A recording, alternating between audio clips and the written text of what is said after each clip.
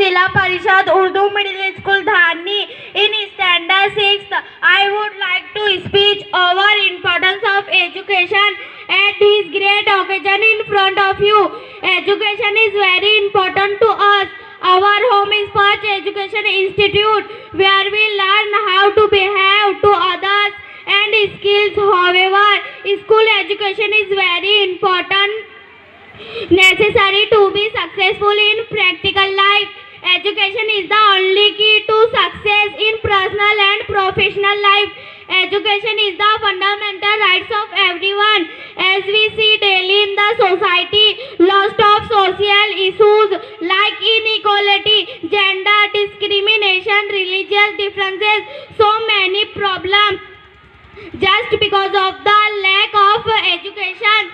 That's why proper education brings equality and removes the feeling of differences.